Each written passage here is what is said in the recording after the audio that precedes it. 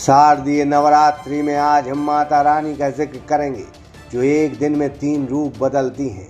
विज्ञान भी कई बार प्रयोग कर चुका है लेकिन सभी लोग अब नतमस्तक हैं। आज हम स्वयंभू प्रकट हुई माता रानी का जिक्र करेंगे।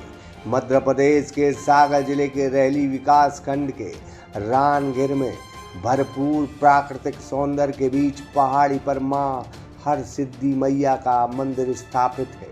मंदिर के चारों तरफ भरा पूरा जंगल है और बीच से देहाल नदी गुजरती है। रोजाना की जिंदगी में झूमने के बहाने मिले हैं। प्रतिमा के बारे में कहा जाता है कि वह स्वयंभू प्रकट प्रतिमा है। मंदिर को लेकर भी तरह तरह की किंवदंतियां हैं।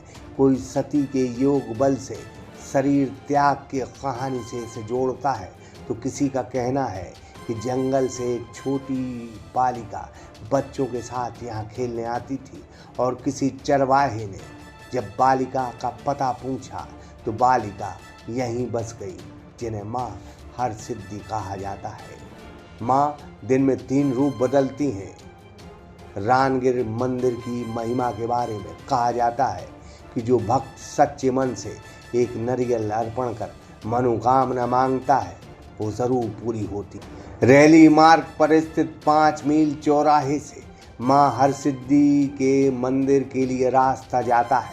मां हरसिद्धि के मंदिर को लेकर मंदिर प्रबंधन के पास कोई प्रमाण या दस्तावेज अभी तक मौजूद नहीं है, लेकिन बुजुर्गों से सुनी कहानी के अनुसार लोग कहते हैं कि रानगिर में छत्रसाल बुंदेला और धामोनी के मुगल फौज के बीच युद्ध हुआ था।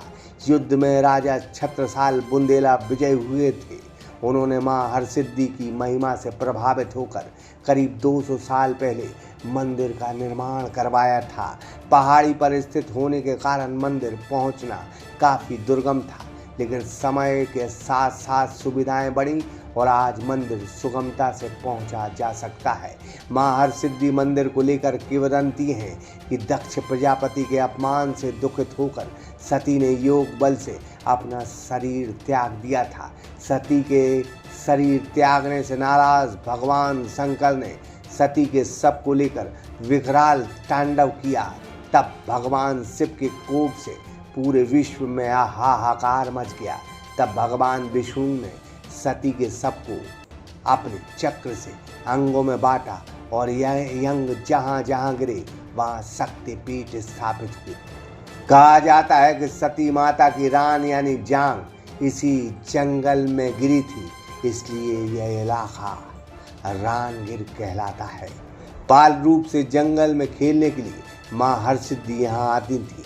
इस मंदिर को लेकर एक और किंवदंती है कि देहाल नदी के किनारे फैले जंगल में एक नन्ही बालिका अन्य बालिकाओं के साथ खेला करती थी और अपने साथ खेलने वाले बालिकाओं के लिए चांदी का सिक्का देती थी।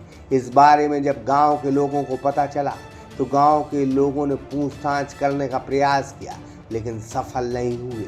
फिर एक चरवाहे ने छिपकर दिव्य बालिका का पीछा किया और जैसे ही चरवाहा बालिका के सामने गया और उनकी दिव्यता के बारे में पूछने की कोशिश की तो बालिका पाषाण की प्रतिमा में वहीं स्थापित हो। यहाँ की बहुत मान्यता है। यहाँ आओ कुछ मांगो तो खाली हाथ नहीं जाते हैं। कितने समय से आ रहे हैं आप लोग? हम लोग 30 साल से आ रहे हैं। 30 साल से? जी। तो कुछ ऐसा मतलब प्रभाव हम भी यहीं के रहने वाले हैं। ससुराल हमारी सागर में है, अब हम सागर से आते हैं। कुछ विशेष प्रभाव भी आपने जरूर देखे? हाँ, विशेष प्रभाव भी है यहाँ का। एक मान्यता है कि माता की जो मूर्ति है उसमें एक ही दिन में 3 अलग अलग रूप। हाँ, सुबह उनका कन्या रूप रहता है, दोपहर में वो थोड़ी अपने उम्र आ जाती हैं और शाम को वृद्ध अवस्था में रहती हैं। मतलब जैसे जैसे दिन बढ़ता है, जैसे दिन के वो होता है वैसे वैसे माता अपना रूप बदलती है। यह मंदिर आज रानगिर मंदिर के नाम से जाना जाता है। दिन में 3 रूप मैया के बदलते हैं। रानगिर स्थित मंदिर में स्थापित मां हरसिद्धि की प्रतिमा के बारे में कहा जाता है कि मां हरसिद्धि 3 रूपों में अपने भक्तों को दर्शन देती हैं।